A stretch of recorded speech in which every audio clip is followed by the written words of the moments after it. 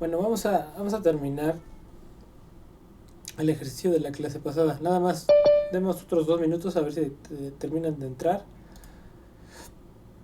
Y ya.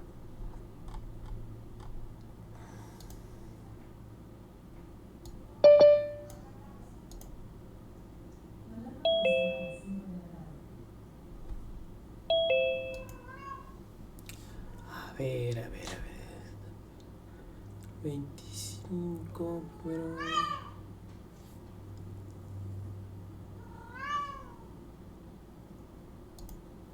el 30, ¿no? A ver. Sí, esta fue la clase. Ahí están viendo.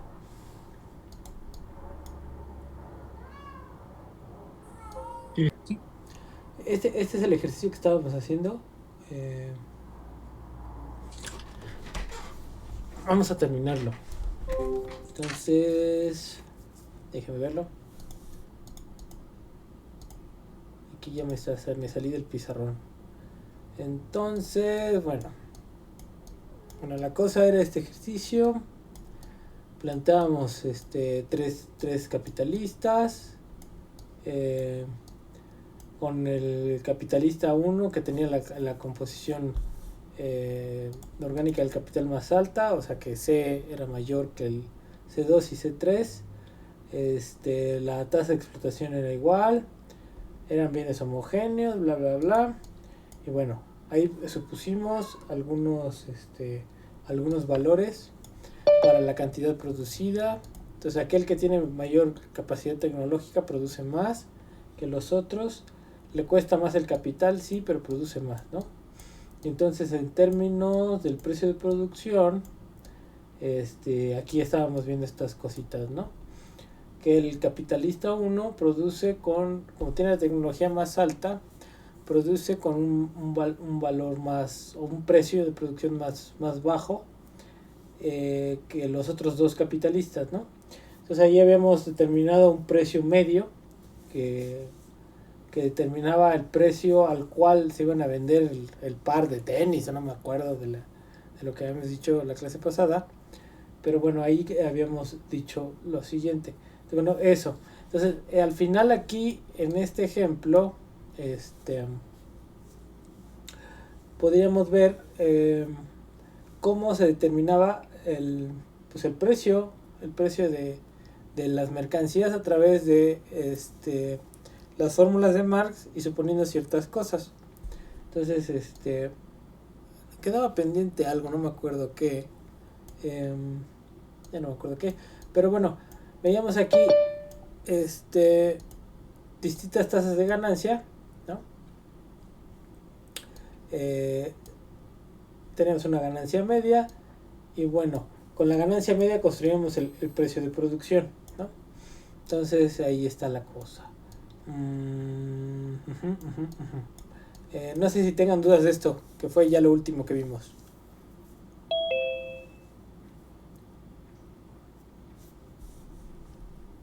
No, profe, ninguna. ¿Ninguna? Ok. Entonces,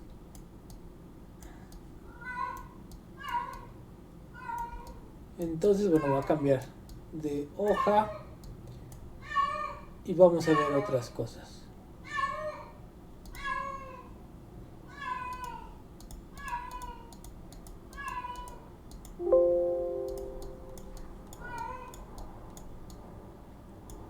Ok. Entonces,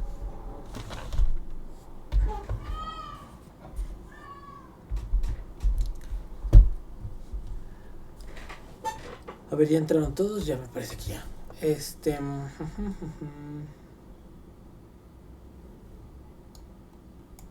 A ver, aquí hay algo en el chat. Ok, está bien. Participantes. Ok. Entonces, nosotros tenemos el precio de producción. Entonces, el precio de producción en Marx, ¿sí?, está determinado por el capital adelantado, que es el monto de capital que se gasta en la maquinaria y en la fuerza de trabajo, más la tasa media de ganancia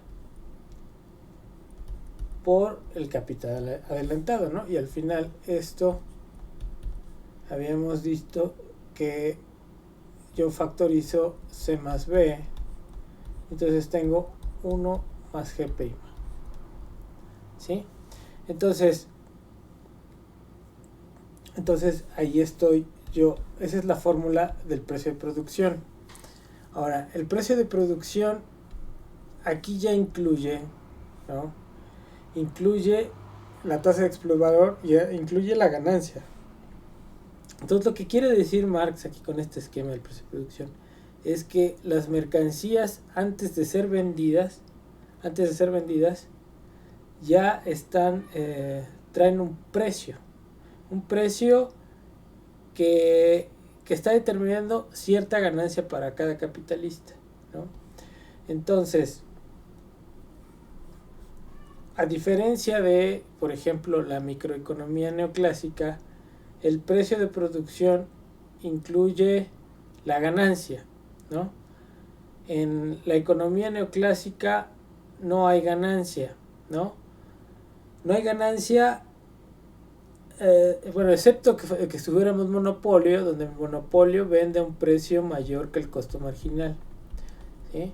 Entonces, en cualquier estructura de mercado, un precio monopólico implica la no igualdad a la situación competitiva, ¿no? Entonces, pero incluso, por ejemplo, cuando estamos hablando de la competencia imperfecta, estoy grabando. Cuando hablamos de la competencia imperfecta, estamos hablando de que las empresas, sean más grandes o más chicas, no hay ventajas de escala, ¿no? En el esquema que puse la clase pasada, ahí hay ventajas de escala. ¿Cuáles son las ventajas de escala? Pues que las empresas más grandes son más eficientes que las más chicas. En el caso neoclásico eso no pasa, ¿no? La curva de costo marginal del monopolio sería la misma que una industria competitiva. ¿Por qué? Porque la tecnología que utiliza un monopolio es la misma, o sería como la suma de las tecnologías de las pequeñas. Entonces eso es un supuesto muy reduccionista, ¿no? Entonces ahí son cuestiones que no consideran, por ejemplo, la idea de los rendimientos crecientes, ¿sí? Entonces ahí el que propuso la idea de rendimientos crecientes no fue Marx, ¿no? Fue el propio Marshall. Entonces Alfred Marshall en sus escritos de 1800, él reconocía que por ejemplo existían los rendimientos crecientes. Entonces cuando una industria se caracteriza por tener rendimientos crecientes, los costos, en lugar de aumentar, disminuyen, ¿no? Entonces por ejemplo, en el esquema normal clásico, neoclásico, nosotros tenemos estas curvas, ¿no? Las curvas de 1, tenemos la del costo marginal, tenemos una del costo medio, ¿sí? Costo medio, costo marginal, aquí tenemos el precio y aquí medimos la cantidad, ¿no? Entonces, bueno, al nivel del costo variable medio, costo medio variable, ¿no? Costo variable medio es donde nace la curva de oferta, ¿no? Entonces, en este segmento tenemos una curva de oferta. O sea, de aquí para arriba es la curva de oferta y tiene pendiente positiva. ¿Por qué? Porque se asume que a medida que aumenta la cantidad, a medida que voy produciendo más, cada vez cuesta más, ¿sí? Entonces así, cada vez que produzco más, tengo que subir el precio. ¿Por qué? Porque suben mis costos. ¿Sí? Entonces esa es la idea. Si aumenta la producción, aumentan los costos. Entonces hay una relación positiva entre la cantidad y el precio. ¿Sí? Bajo este esquema neoclásico. La pregunta es si así las empresas operan. Cada vez que producen más, su precio aumenta, ¿no? Esa es una pregunta relevante, ¿no? Entonces, ellos asumen que esta curva de costo marginal se obtiene así porque se supone desde inicio que tenemos una función de producción con rendimientos decrecientes, ¿no? Que la función de producción exhibe esta forma, ¿sí? Entonces aquí donde tenemos el trabajo y la producción. Entonces, con el capital fijo, pues esta función de producción, a medida que aumenta la cantidad de trabajo, la idea es que si estoy aquí, yo tengo este producto con el primer trabajador, y si agarro otro trabajador, pues ahora ya voy a tener menos producción. El incremento es cada vez menor, ¿no? Entre trabajador y trabajador, hasta que llego a un nivel cero, a un nivel de cero, ¿no? O al máximo de la producción. Pero ese supuesto se basa en una idea ricardiana, ¿no? Suponer que la función de producción tiene esos rendimientos decrecientes, ¿no? Es hacerle caso a Ricardo. Pero los rendimientos decrecientes en el caso de Ricardo era un supuesto que se le atribuía a la Tierra. Entonces nosotros estamos hablando, bueno, el esquema neoclásico microeconómico está asegurando que la economía actual, la economía industrial, funciona con rendimientos decrecientes, con una empresa, y es una empresa, un análisis micro, que una empresa funciona con rendimientos decrecientes. Pues eso es falso, eso es falso. Entonces, si uno no supone rendimientos decrecientes, la curva de oferta no tiene por qué tener pendiente positiva, ¿sí?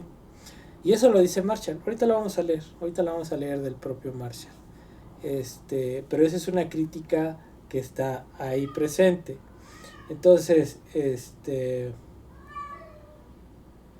la teoría neoclásica sigue asumiendo que los rendimientos decrecientes existen y son los que imperan en el sistema económico. Incluso los análisis, digamos, más elaborados, economía industrial, a la Tirol, que fue premio Nobel, nunca cuestionó el supuesto de los rendimientos decrecientes, ¿no? Entonces, bueno, ahí tenemos una teoría pues que es a todas luces irreal, porque no está reflejando una situación que esté tratando de explicar la realidad.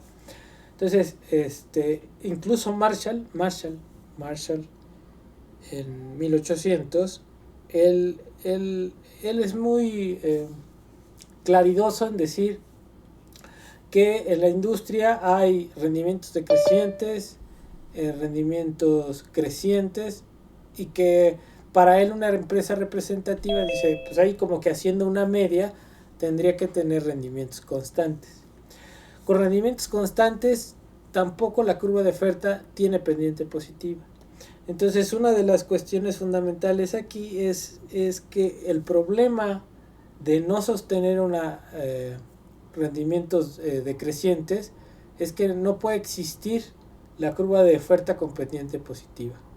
Y si no existe la curva de oferta con pendiente positiva, no hay razón para decir que a medida que crece la producción incrementa el precio, ¿sí? Entonces es irreal, es un modelo irreal. Ahorita vamos a ver, vamos a leer la lectura de Marshall para que vean cómo está el choro. ¿Cómo ven? ¿Es puro choro o más o menos?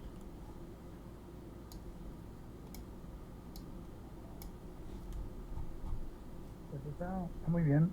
No sé si me confundo con la parte de las economías de escala, sobre que a mayor producción en situación de cantidad, los costos son menores. Pero no sé si lo confundo ahorita con este concepto de que a mayor cantidad, el costo marginal aumenta. Más o menos es la economía de escala, pero, o sea, con la escala de producción disminuyen sus costos. Pero eso está cubierto, digamos, en esta parte de la curva del costo medio, ¿no? Eh, lo que dice la teoría neoclásica es que habrá un nivel en donde el costo medio tendrá a reducir con el incremento de la cantidad, ¿sí? O sea, digamos esta parte. Aquí están disminuyendo los costos medios, ¿sí? Pero que hay un punto en donde vuelven a crecer, ¿no? Entonces, aquí hay una parte en donde van decreciendo, que es lo que decrece el costo fijo, ¿no? Lo que decrece a medida que produces, decrece el costo fijo, pero después empiezan a ganar los costos marginales, ¿no? Entonces, ahí está lo de digamos, las economías, si quisieras ver las economías de escala, ¿no? Entre más produzcas, menos te cuesta, ¿sí? Pero eso no necesariamente, no es una característica, más bien es una característica de todas las empresas, sean chicas o sean grandes. O sea, no necesitas ser grandota para que tus costos se vayan haciendo chiquitos cada vez que produces. Entonces ahí acuérdense que ahí hay economías de escala y las economías de alcance, ¿no? Entonces, pero en general eh, la empresa de neoclásica no tiene esas ventajas de escala, ¿no? Incluso, o sea, el monopolio, que sería una empresa más grande, no es más eficiente por ser más grande. Y eso es una crítica fuerte, o sea, las grandes empresas son las que tienen la mejor tecnología y son las que son más costo eficientes. Entonces, déjenme buscar aquí la lectura de Marshall, nada más para que la veamos, la vayamos revisando para ver lo que dice Marshall. A ver, aquí está. Okay.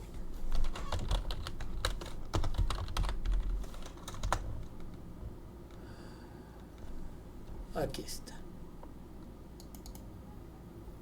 Entonces,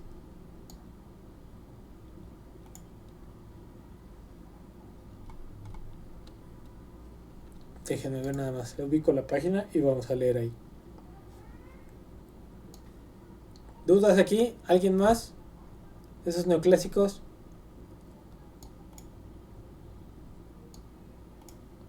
No, profe.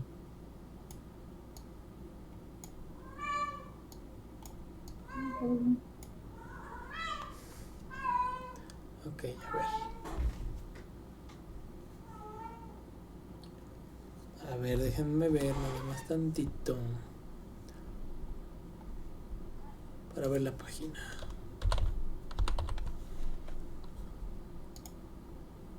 Ok. En la 265. A ver, déjenme ver. 265. ¿Saben leer inglés, chamacos? Más o menos. ¿Más o menos? Sí. Ok.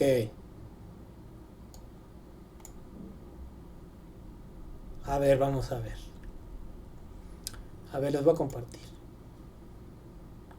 Vamos a hablar de eso y luego vamos a hablar del papel de la tecnología. A ver, esta es la página 265. Fíjense, ¿de qué libro es,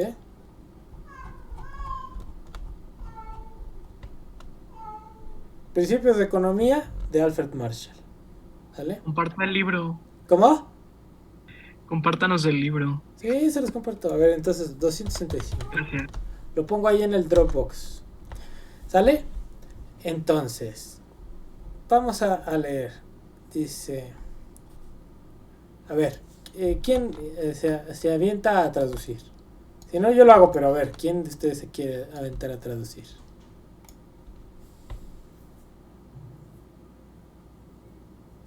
Para ver si valieron las clases de inglés, ¿no? A ver, ¿qué dice aquí? Entonces, una empresa representativa es, en cierto sentido, una empresa promedio. ¿Sí? Aquí vamos. Pero existen muchas formas en las cuales el término promedio podría ser interpretado en conexión con un negocio. ¿Sí? Dice, y una empresa representativa es una de forma particular, una forma particular de una empresa promedio, ¿no? Entonces, Cantinflas ahí está entrándole, ¿no? Pero no, es una cosa particular de una empresa promedio, dice, en la que necesitamos ver, observar para ver qué tan lejos las economías internas y externas de la producción de la escala de producción amplia se extienden generalmente en la industria y en el país en cuestión. Entonces ahí lo que está diciendo, a ver, primero vamos a ver lo que es una empresa representativa, y él dice, bueno, es una empresa promedio, y lo que quiere ver es evaluar qué son las economías internas y externas, ¿no? Entonces las economías externas son externalidades, las economías internas son los, ¿cómo se llama? Las economías de escala, ¿sí? A ver, ¿ahí hay dudas? No. Ok. Dice, no podemos... ¿Perdón? Perdón, nada más, o sea, las economías internas son economías de escala, ¿dijo? Sí. Sí, Ah, ok. sí. Las externas son externalidades, ¿no? Marshall es el primero que habla de cuestiones de clúster, para empezar. Entonces, el clúster entendido como esas economías, esas sinergias que se generan en los conglomerados industriales, ¿no? Entonces, allá hay ventajas de estar juntos, ¿no? Y se generan externalidades. Entonces, de eso está hablando. Y quiere saber cómo es que esos beneficios del cambio técnico, ¿no? Se pueden extender en la industria del país en cuestión, ¿sí? Dice, y no podemos ver esto solamente viendo una o dos empresas tomadas de manera aleatoria, ¿no? Dice, o sea, no, dice que no se puede ver eso, pero podemos ver, ¿no? Podemos verlo más o menos seleccionando dentro de una encuesta grande. Dice, una empresa, ya sea que sea privada o ¿cómo se llama? Estas de stock, privada o de administración, ¿cómo se llama? Accionaria, pues, o que esté cotizando en la bolsa, ¿no? Dice, podemos ver eso, que representa en nuestro mejor juicio este promedio adecuado, ¿no? Particular. Entonces ahí dice, bueno, vamos a ver dentro de una muestra, tal cosa, podemos encontrar una empresa que represente la media, ¿no? Entonces, fíjense, el argumento general del libro muestra que en un incremento en el volumen de producción agregado, ¿sí? De cualquier cosa puede en general incrementar el tamaño, dice, y entonces las economías internas poseídas por esa empresa representativa, ¿no? Pueden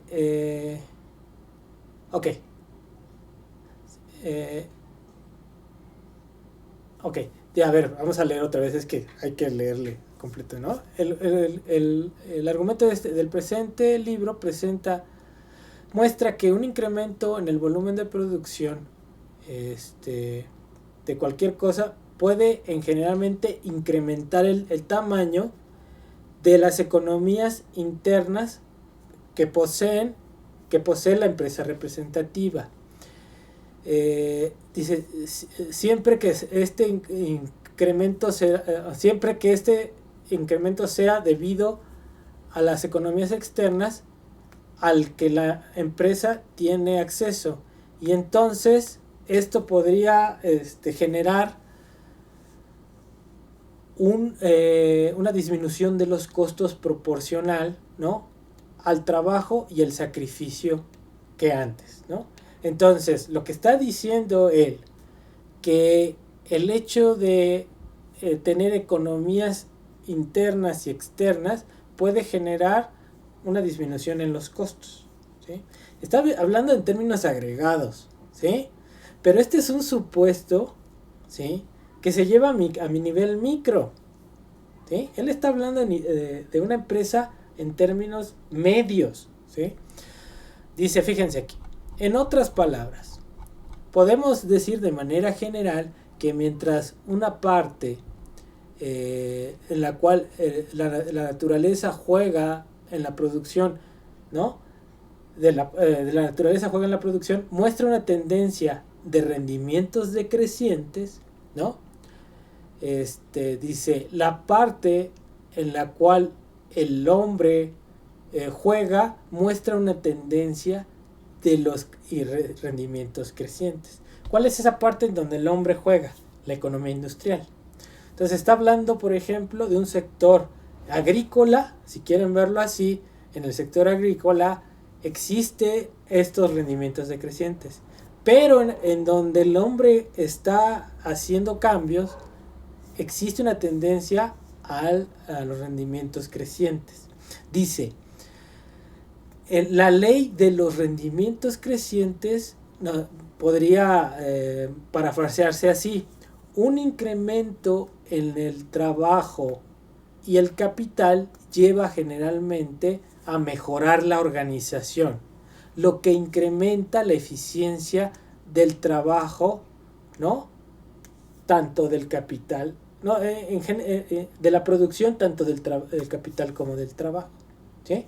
Entonces, lo que está diciendo ahí Marshall es que el incremento de las cantidades de los factores genera mayor eficiencia y por lo tanto mayor producción con costos decrecientes. Entonces, él está describiendo la situación de la economía industrial. Dice, sin embargo, en aquellas industrias en las cuales no están comprometidas en el incremento, ¿no?, de la producción de materias primas, de raw material, es el raw material, un incremento del trabajo y del capital generalmente nos da una producción incrementada más que en proporción. Entonces, si yo aumento una cantidad de trabajo, esa cantidad de trabajo no me va a rendir menos, me va a rendir mucho más, que es lo contrario de los rendimientos decrecientes, ¿no? Dice, y más aún, esta mejora en la organización tiende a disminuir o incluso sobrepasar cualquier resistencia en la cual la naturaleza puede generar, ¿no?, para incrementar los montos de materias primas. Entonces, lo que quiere decir es que esta tendencia a mejorar la organización, a mejorar la tecnología en el sector industrial, puede ayudar a mejorar la extracción de materias primas. ¿Por qué? Porque aplicas mejor capital, tecnología en la industria agrícola o en la industria de extractivas, ¿no? Entonces, fíjense aquí, esto es lo fundamental. Dice, si las acciones, ¿sí?, si las acciones de las leyes de los rendimientos crecientes y decrecientes se balancean, tenemos unos retornos constantes, dice, y un incremento de producción, ¿sí?, se obtiene con trabajo, con mayor, por trabajo y sacrificio, incrementando solamente en la misma proporción, ¿no? O sea, con rendimientos constantes, lo que tenemos es un incremento de los costos en la misma proporción, ¿sí? Entonces dice, fíjense aquí.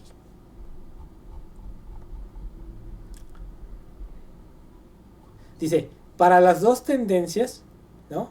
Está hablando de los rendimientos crecientes y decrecientes, ¿no?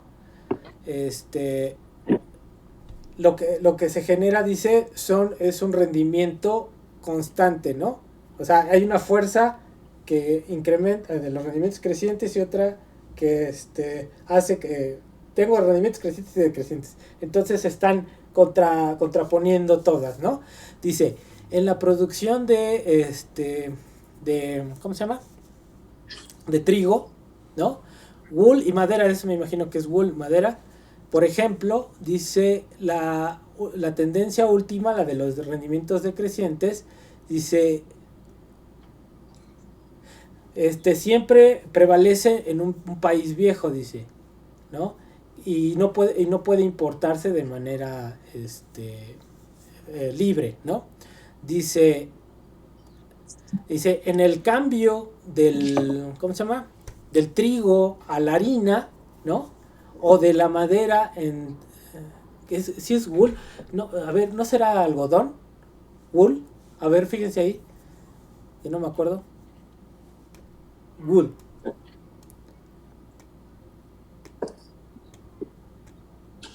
¿En dónde está? Es que ya me perdí el párrafo. ¿En qué párrafo? Wool ¿Puedo ponerle? aquí.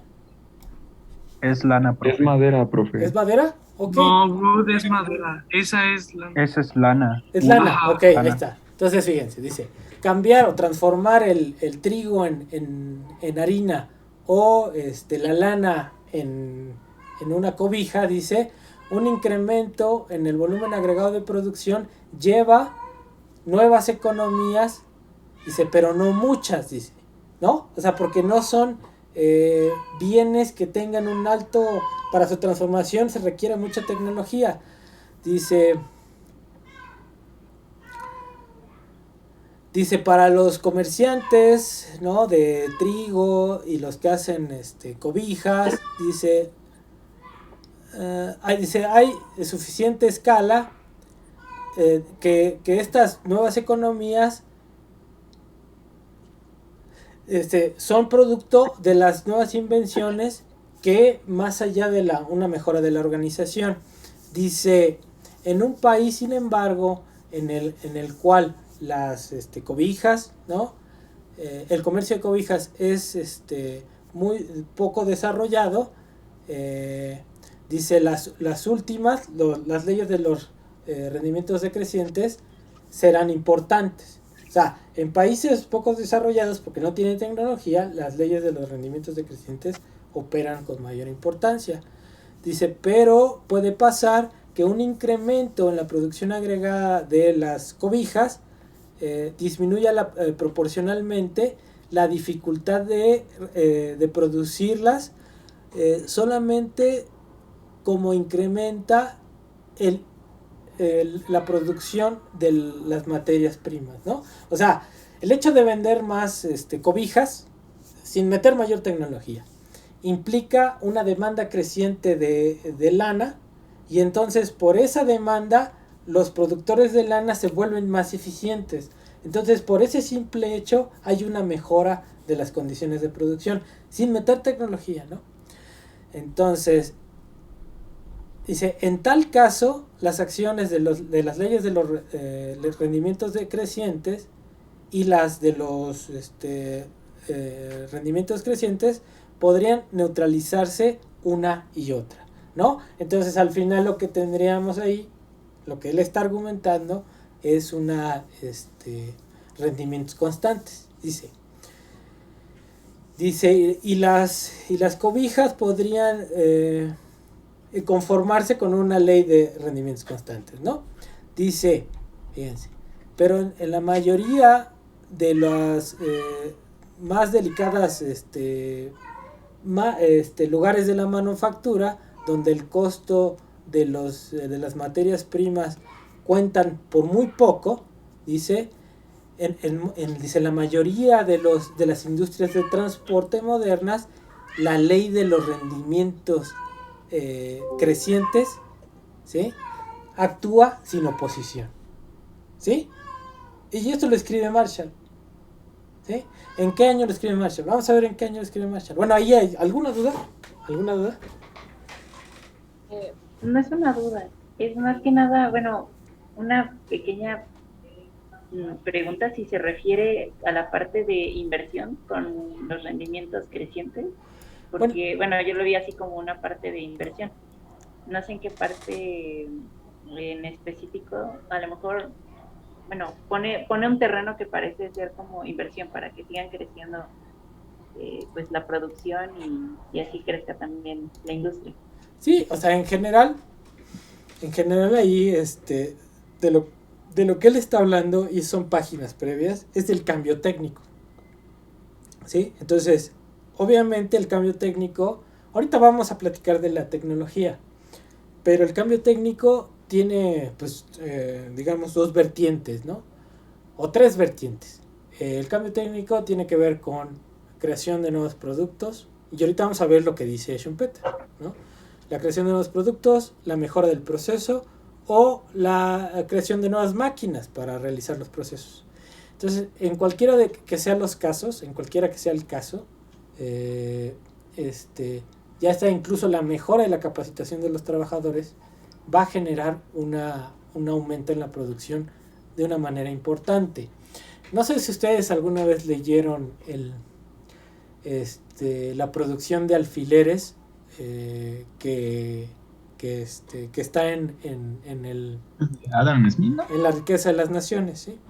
Entonces ahí él plantea, nada más por el hecho de hacer la división y especialización del trabajo, que es una mejora organizativa, como en lugar de producir, no sé, 20 alfileres, producían 4,000, ¿no? Entonces, con el mismo trabajo organizado de mejor manera, ¿sí? Tienes una productividad impresionante. Entonces, esas mejoras, Ana, ¿sí? Tienen que ver con esa mejora de la organización, de la capacitación, de la mejora tecnológica, ¿sí?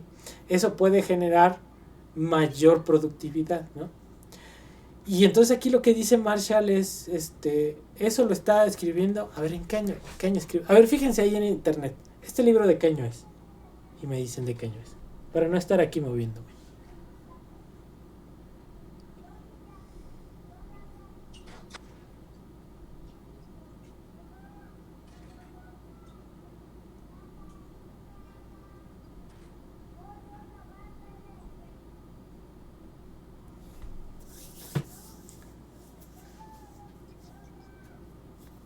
¿Dónde lo encuentran?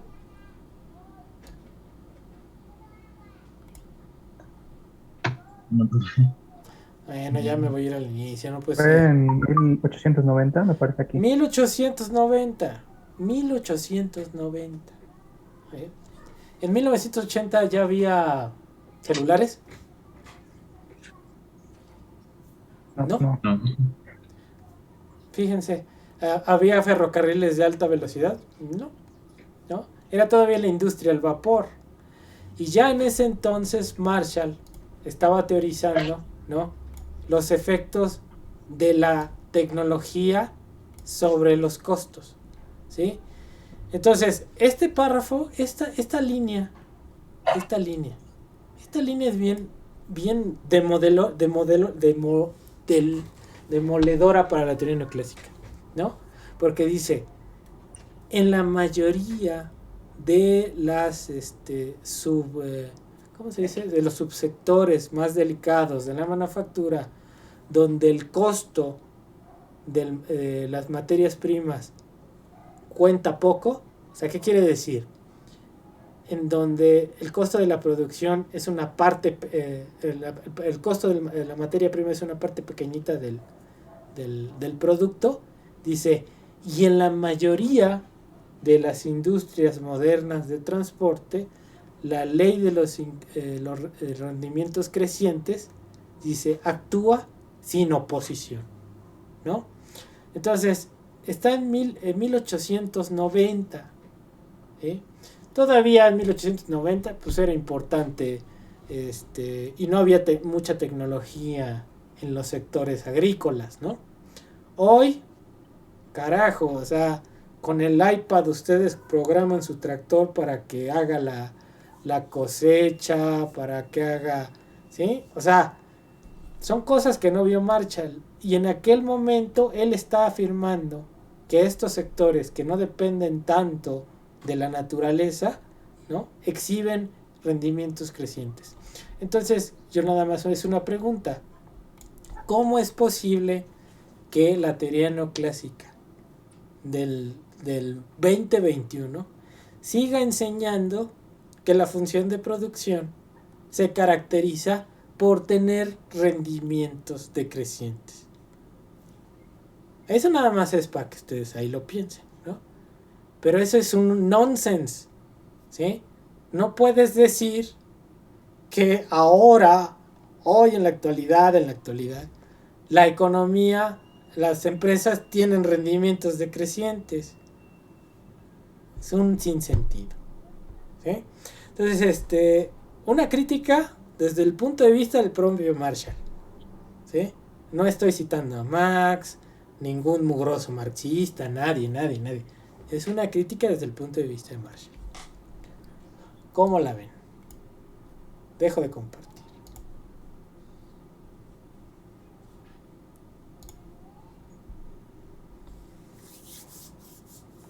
¿Cómo ven? ¿El modelo neoclásico sigue siendo el mejor? ¿Rules? Pues creo que el problema principal de las posturas económicas es que a veces defienden algo que a lo mejor ni han leído todo. Es como, por ejemplo, he conocido varios marxistas que les he preguntado, no, pues que ya leíste Capital, no, pues ahí voy, ¿no? Pero lo creo mucho. Y pues todavía hay mucho más libros de Marx, como los Grundrisse, como la crítica a la economía política, entre otras, ¿no? Entonces, pues es esa parte, porque a mí me ha sorprendido esto de Marshall, la verdad. No lo había visto a profundidad y me recordó un poco a Solow en lo tecnológico, pero no sé si me voy lejos, pero está interesante. Pero a ver qué de Solow, porque también al Solow, hijo. El modelo de crecimiento económico del Solow, donde la tecnología es el error de la función de producción. Pero es lo único que recordé ahorita cuando hablamos de tecnología por parte de Marshall. Sí. Y entonces, por ejemplo, ahorita en el pizarrón, ¿no? En el pizarrón, vamos a ver el pizarrón. A ver. Ok. No tan pizarrón. Aquí está el pizarrón. Ahí está, ¿no? Entonces, esta curva, esta función de producción, esta Cobb-Douglas, la Cobb-Douglas, la que ustedes conocen, ¿no? Su ídola, F de KL igual a L a la alfa por K a la 1 menos alfa, ¿sí? Entonces, esta es una función que en el corto plazo exhibe rendimientos decrecientes, ¿no? Y en el largo plazo constantes. Pero es una función que trae la herencia ricardiana. En el corto plazo tenemos rendimientos decrecientes. Y así utiliza solo esta función. Porque si no utiliza esta función, no hay equilibrio. Simple como eso. Si no utiliza esta función con rendimientos decrecientes, en el modelo de Solow no hay equilibrio, ¿no? Entonces, el modelo de Solow, de manera así muy sencilla, muy sencilla, lo que me está diciendo, y bueno, yo lo traigo aquí por lo que está planteando aquí Fernando. Entonces, la función de producción igual, ¿sí? Así, rendimientos decrecientes, y pone aquí, a ver, lo voy a poner con porque se vea derechita. Y esta sería la tasa de ahorro, ¿no? Ese que depende también, creo que de K, ahorita no me acuerdo. Sí, pero sí es así, K chica. Entonces, bajo esta circunstancia, el modelo de Solow lo que me dice, la economía va a crecer mientras la productividad sea mayor que los costos. El costo es el ahorro, ¿no? Entonces tú vas a seguir invirtiendo y te vas a mover para arriba cuando todavía la productividad sea mayor de que tu costo. Y va a haber este movimiento hacia acá, ¿no? Y ya que llegas aquí, pues ya no te mueves. Y si vienes de acá, te regresas. ¿Por qué? Porque tu costo es mayor que tu productividad, ¿sí? Pero este modelo de chiste, porque es un modelo de chiste, desde inicio ya sabe a dónde va a llegar, ya sabe que va a estar estable, ya sabe que existe el punto de máximo, ¿sí? Entonces, sí, o sea, y la tecnología aquí, pues es un salto, si hay un cambio tecnológico nada más se que salta, ¿no? Pero es el modelo de Solow, ¿sí? Ese es el modelo de Solow, ¿sí? Entonces, la base del modelo de Solow siguen siendo los rendimientos decrecientes. Entonces, y uno se pregunta, pues ¿de qué están hablando estos cuates? En la función de producción de rendimientos decrecientes en la industria. En la industria, no. En una empresa, no. Las empresas no tienen rendimientos decrecientes. Ninguna empresa, ni el puesto de tacos tiene rendimientos decrecientes, ¿sí? Pero bueno, ustedes pueden creer lo que quieran. Pueden creer lo que quieran, pero ninguna empresa tiene rendimientos decrecientes. Si hubiera rendimientos decrecientes, las empresas no estarían peleándose por vender más. Si las empresas lo que quieren es vender más, por eso pagan marketing. Si hubiera un punto en donde ya el costo aumenta y aumenta y aumenta, ¿no? Entonces, como platicábamos, no me acuerdo si en la clase antepasada, no me acuerdo qué, el precio de los productos se mantiene durante un año. Vean los celulares, ¿no? Se acaba el celular al precio y los productores producen más para abastecer la demanda al mismo precio, ¿no? Entonces, no es un problema de costos crecientes. El problema económico no tiene que ver con costos crecientes. Lo dice Rafa lo dice, ¿no? El problema de la economía capitalista es cada vez poder vender más, colocar el producto. Y eso lo dice no solamente Rafa, lo dice Cornell, lo dice Kalecki, ¿no? Entonces, bueno, ahí hay muchos autores que valen más la pena que estar reproduciendo las historias neoclásicas, ¿no? Y ahorita, por ejemplo, en los modelos nuevos estos del ciclo real, ¿no? O en donde incorporan los modelos del ciclo endógeno, ya incorporan la tecnología, pero siguen sin cambiar su modelo. A nivel macro incorporan la tecnología y ya abandonaron la idea de la convergencia de Solow, ¿no? Ahora lo que están diciendo es que ya si un país desarrollado es imposible que a un país desarrollado ya es imposible que otros lo alcancen, ¿no? Porque tiene tecnología va evolucionando y no es posible que los no desarrollados lo alcancen, ¿no? Que ahí también se puede cuestionar el caso de China, ¿no? El caso de China es impresionante porque un país sin tecnología ahorita tiene de las tecnologías más competitivas del mundo, ¿no? Pero bueno, esas son las historias neoclásicas, ¿no? Porque se están sustentando en un supuesto de 1800, o sea, Ricardo escribió 1700, 1800, y están trayendo ese supuesto hasta ahora, ¿no? Entonces, como me decía Luis Fernando al principio del curso, es que Marx, las categorías marxistas, hay que cuestionarlas por el contexto, ¿no? Las categorías marxistas hay que cuestionarlas y la mayoría de las categorías marxistas se pueden aplicar ahora, pero estos supuestos, o sea, realmente solamente un loquito o alguien que no tenga un poquito de, que no le carbure la matraca arriba, puede aceptar estos modelitos, ¿no? Que sí, que son matemáticos y que no sé qué, pero son garabatos. O sea, al final uno puede hacer estos modelos, pero de ahí que eso me exprese una dinámica económica, son cosas distintas, ¿no? De hecho, nada más comento rápido. Hay una profesora de ahí de la FED me odia porque me le ponía mucho con que estos supuestos neoclásicos pues realmente no, son muy lineales, ¿no? Muy planos. Pero realmente hasta llegó a decirnos, ¿no? Que ella nunca va a dar Keynes ni Marx porque pues, eso no, puro neoclásico. Entonces, hasta ahí en la FED tenemos pues buenos profesores neoclásicos, ¿cómo no? Claro, pues sí, digo, cada quien puede creer el cuento que le quieran. Ahora, la cosa es, ¿tú qué vas a ver, uno como economista, a mí qué me interesa como economista? Pues explicar la realidad, ¿no? O sea, el modelo neoclásico es un modelo ideal, ¿sí? O sea, fíjense, hay una crítica que le hacen a los marxistas. No, que estos son utópicos y que que el socialismo y que no sé qué es una idea y que están con... El modelo neoclásico es un ideal, es idealismo, no están explicando la realidad, ni les interesa explicar la realidad, ¿sí?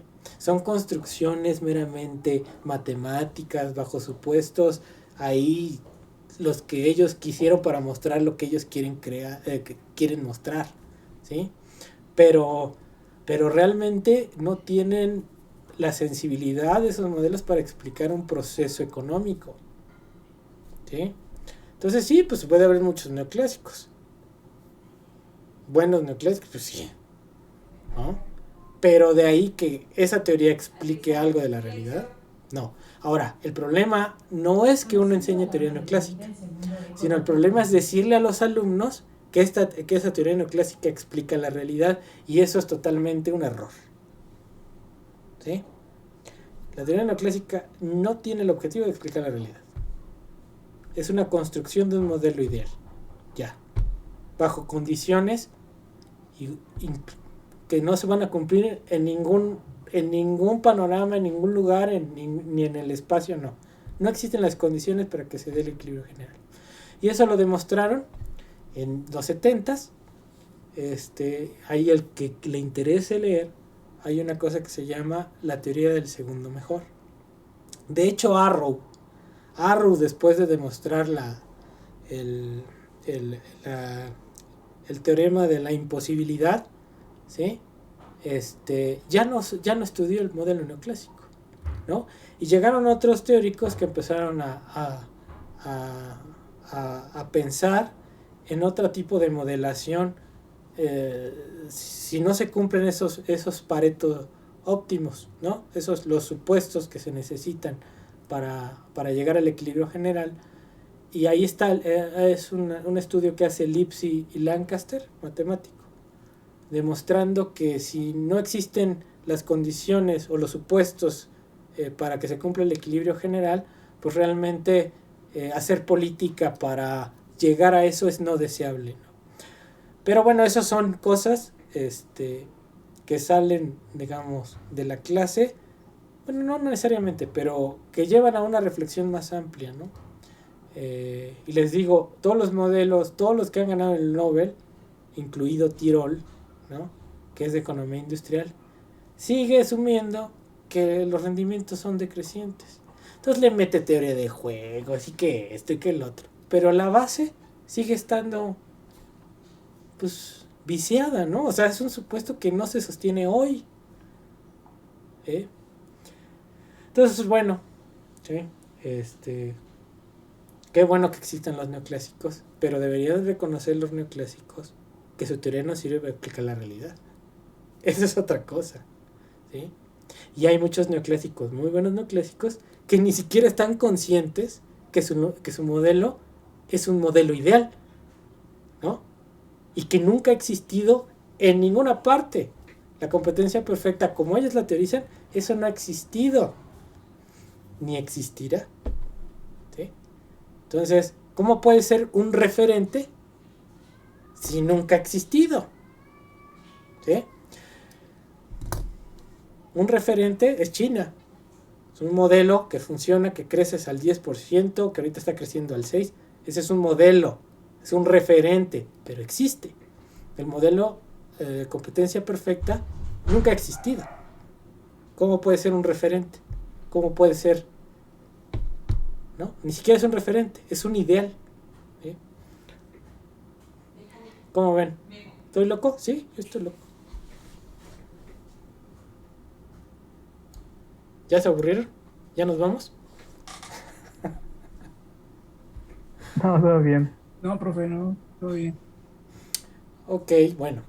Iba a explicar otras cosas, pero ya la voy a dejar. Ya la voy a dejar. Te voy a dejar descansar. Piensen en todo esto. Les mando el libro de Marshall con gusto. Se los pongo ahí en el Dropbox. Ahí para que lo vean. Échenle la ojeada. No se creen con los manuales de micro. Son lo peor que existe. ¿Eh? Manqui uno entonces. No sirve. Asumen desde inicio que existen las dos curvas. Una curva de oferta con pendiente positiva y una curva de demanda con pendiente negativa.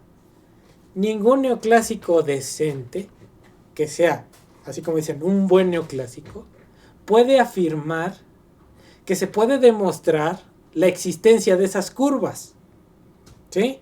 Y eso lo demostró el meritito papá de los neoclásicos, Arrow.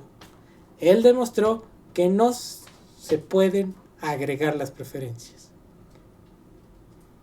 Si no se pueden agregar preferencias, yo no puedo obtener una curva de demanda con pendiente negativa y tampoco, desde esta crítica de los rendimientos decrecientes, puedo obtener una curva de oferta con pendiente positiva.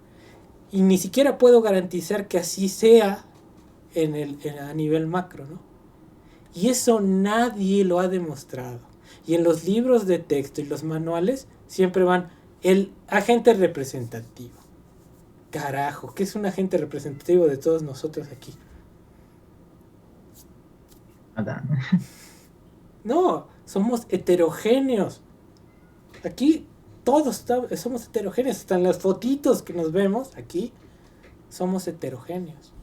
¿Sí? Entonces, no puedes conseguir esa curva. ¿Sí? Yo también le creo, dice Joaquín. No, a mí no me crean. Lean, ¿no? Entonces, en esos manuales nunca les ponen la demostración de la existencia de esas curvas con esa forma. ¿Sí? Yo por eso desde hace mucho tiempo, lo mejor que hay es la micro heterodoxa post-keynesiana. Y de aquí varios esquemas microeconómicos que se pueden sacar de Marx. Uh-huh. Pero a la gente no le interesa porque pues son revoltosos, ¿no? No usan matemáticas, ¿no? Los neoclásicos siempre andan de traje. ¿Cómo voy a ver mal diciendo que soy marxista? Y cuando salgan a chambear, nunca van a aplicar su modelo neoclásico, chavos. Se los digo de una vez. Eso no sirve para nada. Eso no sirve para nada. Mejor aprendan bien Excel, aprendan econometría, que eso sí se aplica. Pero sí, olvídense de esas tonterías neoclásicas. Aprendan macro. De macro algo se aplica. ¿Sí? Pero de micro no sirve para nada. Cuando estuvo Peña Nieto el sexenio pasado, yo estuve chambeando en un proyecto de emprendimiento con Secretaría de Economía. Y era un cotorreo eso del emprendimiento, ¿no? Y todavía siguen, no, que Pepe y Toño, Ana y Mari, ¿no? Que esos son los exitazos de aquí. No, el pequeño empresario no existe en la teoría económica. Lo importante son las grandes empresas. ¿Sí? Una pequeña empresa nunca va a crecer. Y esos choros de que Bill Gates inició como en el garage y se hizo grandote, pues son choros. Si quieren luego platicamos de eso, pero siguen siendo choros. Bueno, ya los dejo, chavos. Porque si no, no voy a acabar lo otro. No voy a acabar. Ya ahí pónganse a carburar sobre sus, ¿cómo se llama? Yo le digo siempre, ¿cómo se llama esto? Es muy, ay. ¿Cómo se dice? Cuando es algo, es etéreo, ¿no? La economía, es muy etéreo, de la economía neoclásica, ¿no? Entonces, pues ya me voy. ¿Alguna duda?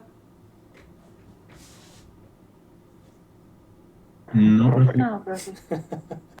No, pues ya leímos muchos libros que no sirven. Pues Mucho sí, Mind Kill leyendo, Dragon. digo, ya está bien, algo aprenderán, que sea útil, no sé, pero algo aprenderán, ¿va? Entonces ahí nos vemos, nos vemos el lunes, ¿sale? Hasta luego. Hasta luego, profe. Gracias, profe.